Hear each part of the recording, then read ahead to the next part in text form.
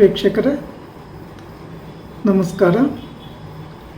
ನಾನು ನಿಮ್ಮ ನಾಗರಾಜ್ ಚೋಳು, ಪ್ರಖ್ಯಾತ ಜ್ಯೋತಿಷಿ, ವಾಸ್ತು ಹಾಗೂ ಸಂಖ್ಯಾಶಾಸ್ತ್ರಜ್ಞರು ಮಾತನಾಡ್ತಾ ಇರ್ತಕ್ಕಂಥದ್ದು. ವೀಕ್ಷಕರೇ, ಇವತ್ತಿನ ಸಂಚಿಕೆಯಲ್ಲಿ ಮಿಥುನ ರಾಶಿಯವರ ಜುಲೈ ತಿಂಗಳ ಗೋಚಾರ ಫಲಾಫಲಗಳು ಮತ್ತು ಪರಿಹಾರಗಳ ಬಗ್ಗೆ ತಿಳಿಸ್ಕೊಡ್ತಾ ಇದ್ದೇನೆ. ಮಿಥುನ ರಾಶಿಯವರು ಇದುವರೆಗೂ ತುಂಬ ಕಷ್ಟ ನಷ್ಟ ಅನುಭವಿಸಿದ್ರಿ. ಈಗ ಗುರುಬಲ ಪ್ರಾರಂಭ ಆಗಿದೆ. ನೀವು ಅಂದ್ಕೊಂಡಂಥ ಕೆಲಸ ಕಾರ್ಯಗಳಲ್ಲಿ ಯಶಸ್ಸು, ಶುಭ ಫಲಗಳು ಸಿಗುತ್ತೆ. ಮನೆ ಕಟ್ಟಬೇಕಾಗಿದ್ದರೆ ಅದಕ್ಕೂ ಅವಕಾಶಗಳಿದೆ. ವಾಹನಾದಿಗಳನ್ನು ತೆಗೆದುಕೊಳ್ಳಿಕ್ಕೆ, ಭೂಮಿ ತೆಗೆದುಕೊಳ್ಳಿಕ್ಕೆ ಇತ್ಯಾದಿ ವ್ಯವಹಾರಗಳಲ್ಲಿ ಲಾಭದಾಯಕವಾಗುವುದರಲ್ಲಿ ಯಾವುದೇ ಅನುಮಾನವೂ ಇಲ್ಲ. ವಿವಾಹಾದಿ ಶುಭ ಕಾರ್ಯಗಳನ್ನು ಮಾಡೋದಕ್ಕೂ ಸಹ ಶುಭಪ್ರದವಾಗಿ ಇರೋದರಿಂದ ಈ ಅವಕಾಶವನ್ನು ಸರಿಯಾದ ರೀತಿಯಲ್ಲಿ ಸದುಪಯೋಗ ಪಡಿಸ್ಕೊಂಬೋದು ಬಹಳ ಉತ್ತಮ. ವಿದ್ಯಾರ್ಥಿಗಳಿಗೂ ಸಹ ಗುರುಬಲ ಇರೋದರಿಂದ ಶುಭಪ್ರದವಾಗಿ ಇರ್ತದೆ. ಇಲ್ಲಿ ಮಿಥುನ ರಾಶಿಯವರು ವಿಶೇಷವಾಗಿ 9ನೇ ಮನೆಯಲ್ಲಿ ರಾಹು ಇರೋದ್ರಿಂದ ದುರ್ಗಾದೇವಿಯ ಆರಾಧನೆ ರಾಹು ಕಾಲದಲ್ಲಿ ಮಂಗಳವಾರ ಆಗಿರ್ಬೋದು ಅಥವಾ ಶುಕ್ರವಾರ ಆಗಿರ್ಬೋದು ಅಥವಾ ಭಾನುವಾರಗಳಂದು ರಾಹು ಕಾಲದಲ್ಲಿ ದೇವಿ ಆರಾಧನೆ ಮಾಡ್ತಕ್ಕಂಥದ್ದು ತುಂಬ ಶುಭಪ್ರದ. ಕೆಲವೊಂದು ಸಲ ತುಂಬ ಎಕ್ಸ್ಪೆಕ್ಟೇಷನ್ ಇಟ್ಕೊಂಡು ವ್ಯವಹಾರ ಮಾಡಲಿಕ್ಕೆ ಹೋಗ್ತೀರಿ. ಸ್ವಲ್ಪ ಮಟ್ಟಿಗೆ ಆಚೀಚೆ ಆಗುವ ಸಾಧ್ಯತೆಗಳಿರೋದ್ರಿಂದ ದೇವಿ ದೇವಸ್ಥಾನಗಳಲ್ಲಿ ರಾಹು ಕಾಲದಲ್ಲಿ ಪೂಜೆ ಕೊಟ್ಟು ಪ್ರಾರ್ಥನೆ ಮಾಡ್ಕೊಂಬೋದು ಭಾಳ ಒಳ್ಳೆಯದು. ಅಥವಾ ಶ್ರೀ ಕ್ಷೇತ್ರ ಕುಕ್ಕೆ ಸುಬ್ರಹ್ಮಣ್ಯದಲ್ಲಿ ಸರ್ಪ ಸಂಸ್ಕಾರ ಶಾಂತಿ ಹೋಮ, ಆಶ್ಲೇಷ ಬಲಿ, ನಾಗ ಪ್ರತಿಷ್ಠೆಯನ್ನು ಮಾಡಿಸ್ತಕ್ಕಂಥದ್ದು ಉತ್ತಮ. ಗಣಪತಿ ದೇವರಿಗೆ ಗರಿಕೆ ಪತ್ರೆಯನ್ನು ಅರ್ಪಣೆ ಮಾಡಿ ಪೂಜೆ ಮಾಡೋದ್ರಿಂದಲೂ ನೆಗೆಟಿವಿಟಿ ಕಡಿಮೆ ಆಗ್ತದೆ.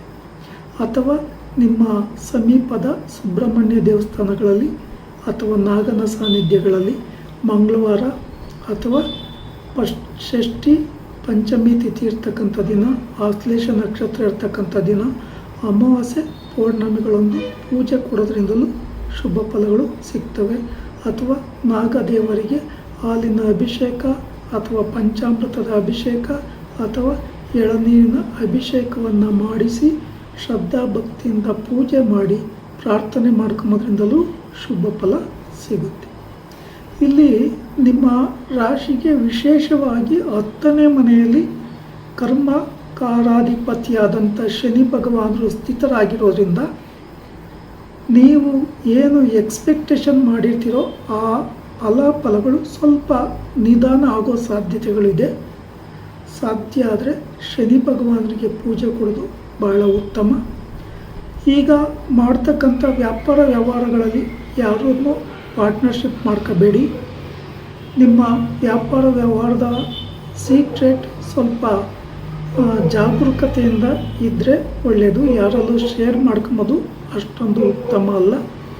ಕುಟುಂಬದಲ್ಲಿ ಯಾವುದೇ ಮನಸ್ತಾಪಗಳು ಬರದಂತೆ ನೋಡ್ಕೊಳ್ಳಿ. ಆ ಥರ ಸಿಚುಯೇಷನ್ ಬಂದರೆ ಸಾಧ್ಯವಾದಷ್ಟು ಹೊಂದಾಣಿಕೆಯಾಗಿ ಹೋಗೋದು ಭಾಳ ಒಳ್ಳೆಯದು. ಇನ್ನು ಶನಿ ಭಗವಾನರಿಗೆ ಪೂಜೆ ಕೊಡೋದ್ರಿಂದ ನಿಮ್ಮ ವ್ಯಾಪಾರ ವ್ಯವಹಾರಗಳಲ್ಲಿ ಹೆಚ್ಚಿನ ಲಾಭಪ್ರದವಾಗ್ತದೆ. ಶನಿವಾರ ಕಪ್ಪು ಮತ್ತು ನೀಲಿ ಬಣ್ಣದ ವಸ್ತ್ರಗಳ ಧಾರಣೆ ಉತ್ತಮ ಅಲ್ಲ. ಹಾಗೆ ಶನಿ ಭಗವಾನರಿಗೆ ಬನ್ನಿ ಪತ್ರೆ, ಬಿಲ್ವ ಪತ್ರೆಗಳನ್ನು ಅರ್ಪಣೆ ಮಾಡಿ ಶ್ರದ್ಧಾ ಭಕ್ತಿಯಿಂದ ಪೂಜೆ ಕೊಟ್ಟು ಎಳ್ಳು ಬತ್ತಿಯ ದೀಪ ಹಚ್ಚೋದು, ಎಳ್ಳೆಣ್ಣೆ ಅಭಿಷೇಕ ಮಾಡಿಸೋದು ಅಥವಾ ಎಳ್ಳೆಣ್ಣೆ ದಾನ ಕೊಡೋದ್ರಿಂದ ನೆಗೆಟಿವಿಟಿ ಕಡಿಮೆ ಆಗಿ ಶುಭ ಫಲಗಳು ಜಾಸ್ತಿ ಸಿಗುತ್ತೆ. ಶನಿವಾರ ಸಂಜೆ ದೂರ ಪ್ರಯಾಣ ಹೋಗಬೇಕಾದ್ರೆ ಹೆಚ್ಚಿನ ಜಾಗರೂಕತೆಯನ್ನು ವಹಿಸಿ ನಿಮ್ಮ ಅಮೂಲ್ಯವಾದ ವಸ್ತುಗಳ ಕಡೆ ಹೆಚ್ಚಿನ ಗಮನ ಕೊಡೋದು ಬಹಳ ಉತ್ತಮ. ಇಲ್ಲಿ ವಿಶೇಷವಾಗಿ ನಿಮಗೆ ಉತ್ತರ ದಿಕ್ಕು ತುಂಬ ಶುಭಪ್ರದವಾಗಿರ್ತದೆ. ಪೂರ್ವ ದಿಕ್ಕಿನ ವ್ಯಾಪಾರ ವ್ಯವಹಾರಗಳಿಂದಲೂ ಲಾಭವನ್ನು ಪಡ್ಕೊತೀರಿ.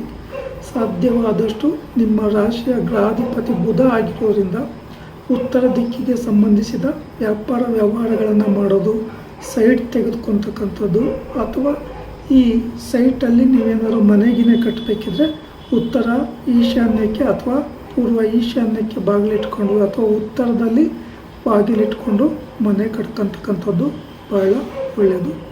ಶುಭ ದಿನದಲ್ಲಿ ಶುಭ ಮುಹೂರ್ತದಲ್ಲಿ ವಾಸ್ತುವಿನ ವಿಚಾರಗಳನ್ನು ಪರಿಪೂರ್ಣವಾಗಿ ತಿಳಿದವರಿಂದ ಮಾಹಿತಿಯನ್ನು ತಿಳ್ಕೊಂಡು ಮನೆ ಕಟ್ಟೋದಕ್ಕೆ ಪ್ರಯತ್ನ ಮಾಡೋದು ಭಾಳ ಉತ್ತಮ. ಇನ್ನು ಈ ತಿಂಗಳಲ್ಲಿ ಏನಾದರೂ ನಿಮಗೆ ಯಾವುದಾದ್ರೂ ಕೋರ್ಟ್ ಕೇಸ್ ಇದ್ದರೆ ಅಥವಾ ಪೊಲೀಸ್ ಕೇಸ್ ಇದ್ದರೆ ಅಥವಾ ಇನ್ನಿತರ ವ್ಯಾಜ್ಯ ವ್ಯವಹಾರಗಳಿದ್ದಲ್ಲಿ ಅವನ್ನು ಪರಿಹಾರ ಮಾಡಿಕೊಳ್ಳಿಕ್ಕೂ ಅವಕಾಶಗಳಿದೆ. ಅಥವಾ ಅದಕ್ಕೆ ಸಂಬಂಧಿಸಿದ ಡಿಸ್ಕಷನ್ ಮಾಡಿಕೊಂಡು ಹೊಂದಾಣಿಕೆ ಮಾಡ್ಕೊಂಡು ಹೋಗ್ಲಿಕ್ಕೂ ಅವಕಾಶಗಳಿದೆ. ಈ ಅವಕಾಶವನ್ನು ಸರಿಯಾದ ರೀತಿಯಲ್ಲಿ ಸದುಪಯೋಗ ಪಡ್ಕೊಂಬೋದು ಭಾಳ ಒಳ್ಳೆಯದು. ನೀವು ಈಗ ಗುರುಬಲ ಇರೋದರಿಂದ ಎಷ್ಟು ಸಾಧ್ಯವೋ ಅಷ್ಟು ನಿಮ್ಮ ಪರಿಪೂರ್ಣವಾದಂಥ ಅವಕಾಶಗಳನ್ನು ನಿಮ್ಮ ಶಕ್ತಿಗೆ ಅನುಸಾರವಾಗಿ ಬಳಕೆ ಮಾಡ್ಕೊಂಬೋದು ಭಾಳ ಒಳ್ಳೆಯದು. ನೀವೇನಾದರೂ ಸೈಟ್ಗಳನ್ನು ತೆಗೆದುಕೋಬೇಕು ಅಂತ ಇದ್ದರೆ ಉತ್ತರಕ್ಕೆ ರೋಡ್ ಇರ್ತಕ್ಕಂಥ ಸೈಟ್ಗಳನ್ನು ಅಂದರೆ ದಕ್ಷಿಣದ ಸೈಟ್ಗಳನ್ನು ತೆಗೆದುಕೊಂಬೋದು ಭಾಳ ಒಳ್ಳೆಯದು. ವೀಕ್ಷಕರೇ, ಈ ವಿಡಿಯೋ ಇಷ್ಟ ಆಯಿತು ಅಂದರೆ ಲೈಕ್ ಮಾಡಿ, ಶೇರ್ ಮಾಡಿ, ಫಾಲೋ ಮಾಡಿ, ಆ ಲೈಕನ್ನು ಒತ್ತಿ, ಬೆಲ್ಲೈಕನ್ನು ಒತ್ತಿ. ನಮಸ್ಕಾರ.